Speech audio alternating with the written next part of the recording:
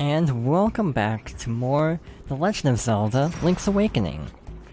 So last time we made our way to Turtle Rock, our final regular dungeon. This time we're hopefully going to finish it up. We don't have that much left. So yeah, hopefully it's a smooth ride to the end. I almost just plummeted into lava by accident. This is a slow room. You just kind of have to wait. Oh no, I forgot something. We actually can't do this. That is the wrong song. So, there's something that you have to do that is extremely easy to forget about. Like, actively super easy to completely let slip your mind, and I totally forgot I need to do an extra step before we go any further. We need to go this way. Is it this way? Am I doing this wrong? So the bombable walls tend to be what trip up a lot of people, and this definitely trips me up all the time, as you can see. This crystal switch is used for literally one thing in this dungeon. It is really out of the way. And yes, we do have to hit it. Now, there's the question of how do we get back? I think we just cut through here, actually. Yes, do not forget that switch before entering that room if you want to do this efficiently. I actually don't know what speedruns do. I'm pretty sure most speedruns are, like, out of bounds nowadays. I feel like Link's Awakening, as a remake, the remake of Link's Awakening was pretty broken in some ways, and they didn't really patch a whole lot, so, I've questioned how many of, like, the crazy skips are actually still in the game, because I feel like they did not patch this game very much. As a remake, I feel like this dungeon, is very good, but it kind of feels, very understated in its visual design. I feel like that's potentially intended. But the use of lighting is really cool in certain rooms.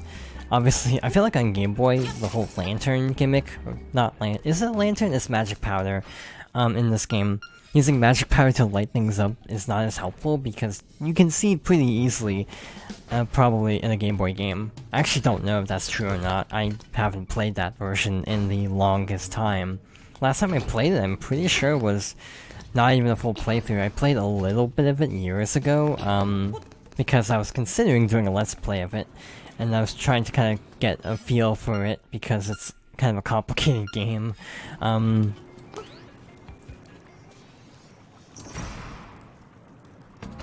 Alright, so this is our next mini-boss, a little boxer. Kind of a weird-looking enemy design. One thing I actually like about Link's Awakening is they kept most of the designs intact. I know something controversial about— maybe controversy is the wrong term, but something polarizing about Mario & Luigi's Superstar Saga. Also, that was really easy. Something polarizing about Mario & Luigi's Superstar Saga is they kind of altered a lot of character designs because that game has a very unique visual identity for its enemies, and characters. Also, you got the magic rod. Now you can burn things. Burn it all down. The description is so intense. So basically, in Mario & Luigi, so where do we want to even go from here, actually? So those stairs, this staircase went here. So actually, I think we want to cut back through here. The Mario & Luigi remake, for 3DS ended up, altering enemy designs pretty dramatically, and to some I feel like it lost a lot of the core design of the game in terms of its visual setup. I feel like this remake is pretty solid at keeping everything visually comparable to the original. Like, obviously it looks better. You know, obviously it has its own art style, but all of the enemies are well preserved in that art style. Also, let's test something. So if you burn a Gibdo, as usual, you get a Salphos. I've actually never tested that before, so it's good to see that logic holds up. I wonder if that's in the original. Or if that's something they added later. I have a feeling that's probably in the original. It's just not something I always think about, because obviously later games do that, but I sometimes don't think about, like, would they do that in Link's Awakening? You know, a really early game. For an early game, and this can apply to, like, Zelda in general, it's fascinating to me how many, like, tropes and, like, recurring themes started so early on. Again, as much as this game, in hindsight, is like, wow, that's kind of reminds me of Ocarina of Time. It's like, this game actually came first. By the way, here you light the torches. No big deal there. We still haven't even fought our mini-boss. Wait, we fought our mini-boss. I think there's still another mini-boss we haven't even seen yet. Yeah, so, like, if you don't know what you're doing, again, this dungeon can be very daunting. And again, I would actually like to know if you can softlock by going into this passageway too soon, because that's what it felt like. It felt like I softlocked it. Like, what if I had saved there? But again, I have no concrete proof that there aren't enough keys elsewhere, but it feels like most of the keys you get are through this path, so it just feels like a softlock to me. So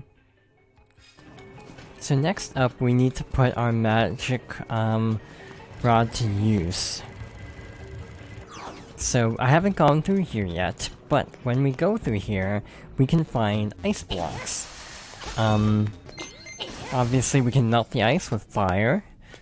Here you actually have to jump, otherwise you can't get enough height. You can also just jump off ladders and kind of fall down. Good, I have a key. I was like, wait, do I have a key for this? And our final reused mini-boss is this crab once more. It's actually a little bit tougher this time. I don't know if it just didn't give me that pattern, but yeah, it actually can back up.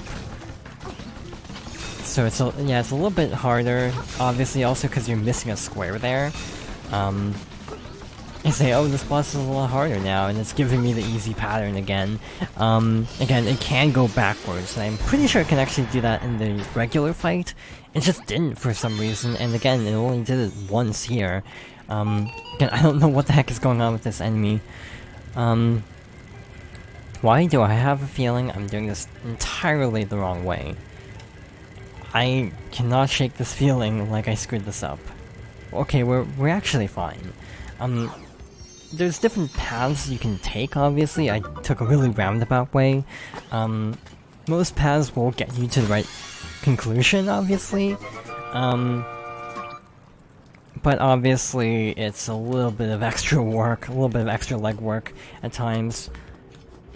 I feel like this boss arena is slightly different than in the original. I've talked about it a little bit, about how a couple arenas have been changed. The general landscape is basically the same with some tweaks here and there. I think we're actually almost done.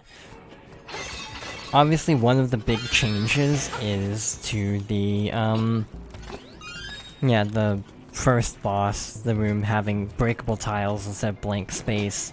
Or, holes, I should say. Obviously, you know, another change is everything's widescreen, so level designs, I think, are made to account for the widescreen, formatting. I could just warp back, but I'm apparently opting to take the long way around for some reason. Actually, I don't think I can go this way. You know, what the heck, I want to show this. I skipped one, I should show the rest of them. Also, just double checking, we have all the items, right? We do. Yeah, just to show it off, because I actually didn't go this path at all. Here you have, another secret medicine. Again, you can only have one at a time, so if you want to pick this up, you actually have to lose all your hearts. And I don't know if that counts against the secret ending, so I'm going to opt against doing that. So this little hidden area, I don't think I showed this off either in this particular run. So here, this is an interesting physics mechanic. Or it could be sniped out of the air. When Link hits his head on the ceiling, it doesn't cause him to plummet, like you would think. Like in Mario, you lose momentum if you, like, bonk on something, I feel like. In this game, you can keep your momentum, which is actually kind of cool. I feel like I'm going, like, a really weird direction. I don't even know if I can go this way, if I'm being honest. Actually, I think this works. So, look, I just took the long way around. It still worked, I guess. So, last bit of this area, we have, a puzzle that I don't really do the right way, I think. I feel like I do this really wrong. And I want to show you how I do it. That's actually not how I do it. I did it wrong even by my standards. So you can melt that and you can just jump over here. I have no clue how you're supposed to do this. That works though. I suppose another thing you could do is like... just melt everything and then jump.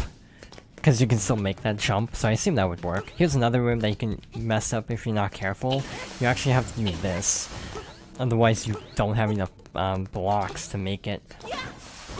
I was really hoping that using the rod pointed upwards like that would not melt these blocks, because otherwise I'd have to reset the room. I feel like the music in this dungeon is relatively subdued in the remake, which is weird to me considering how, like, yeah, the Face Shrines music kind of stands out to, like, most people who play the remake as like, wow, this song's, like, surprisingly good. Crackle, whoosh, you're finished. I will never let you play the instruments of the sirens.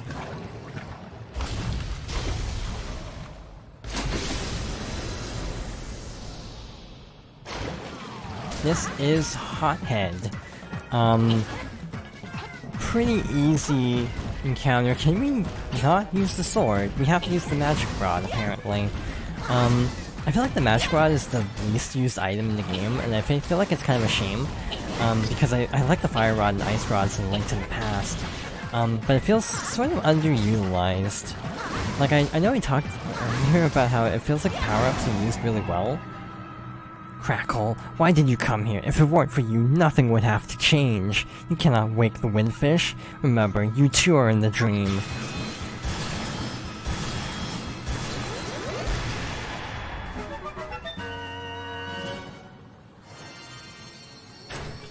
But yeah, like, you know, you use the bow quite a bit if you don't have the boomerang, otherwise the boomerang kind of trivializes the bow. Bombs you use a lot for combat and puzzle solving. The shovel you use for... well, actually, the shovel you use for, seashells later on, and also revealing that one warp, I think. But you can trade for the boomerang and then you can't get it back, so it makes sense that the shovel's kind of underused. Magic powder, you can light torches until you have the magic rod. Hookshot you use a bunch. Ocarina you use a lot. But the magic rod, because it's gotten so late, it doesn't get much use in this game. You got a heart container, so that is your last regular heart container. You might notice we're missing 2 heart pieces and a full heart container, yet we have basically everything else.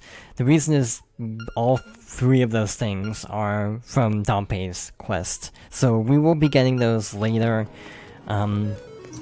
But here it is, our last instrument. You got the Thunder Drum.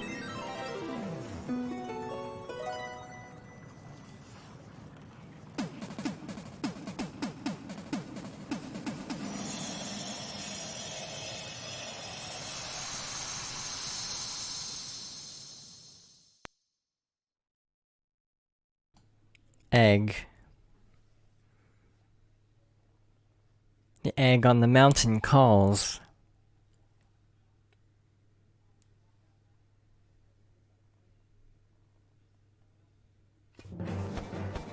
And with that, we have every instrument we need to wake the windfish.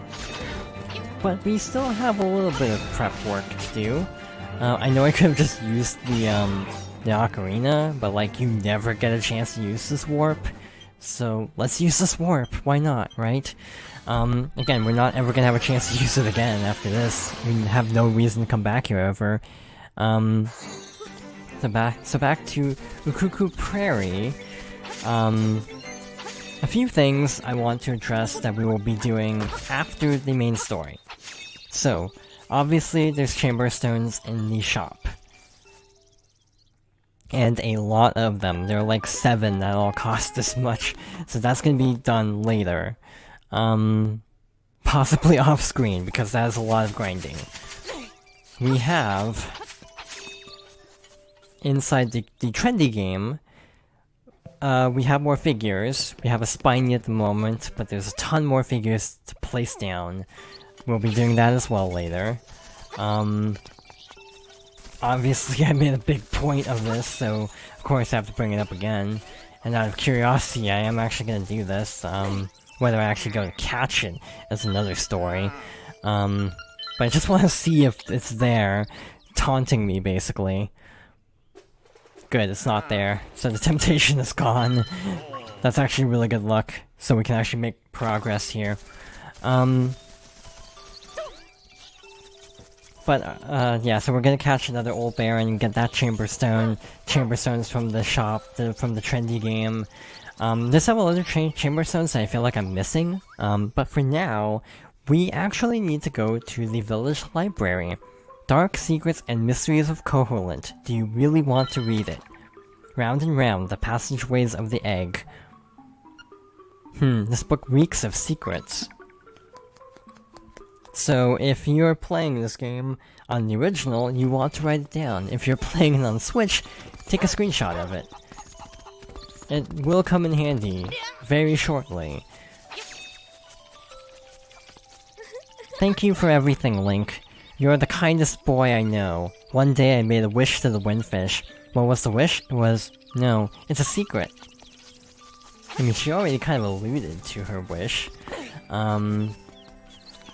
So with that being taken care of, we know the secret of the island. So, this is actually one of those things that was unintentional, but is really handy. Having a warp to Dompe's, shack is really convenient, because it's actually pretty close to, what is it, Mount Tamaranch? Yeah, Tamaranch, which is where our final destination is. Also, of course, Dompe's, Chamber Dungeon Maker, we will be doing at a later time as well. So, that all being said and done, we're almost done here, with the game, actually. Ow. Going into this final boss with quarter heart. That's gonna be interesting, actually, because I can't use sword beams. Past this point is the end game. So next time, we are going to the egg on top of Mount Tamaranch, and we're going to wake the windfish. So, thank you for watching, and I hope you'll join me next time for more The Legend of Zelda: Link's Awakening.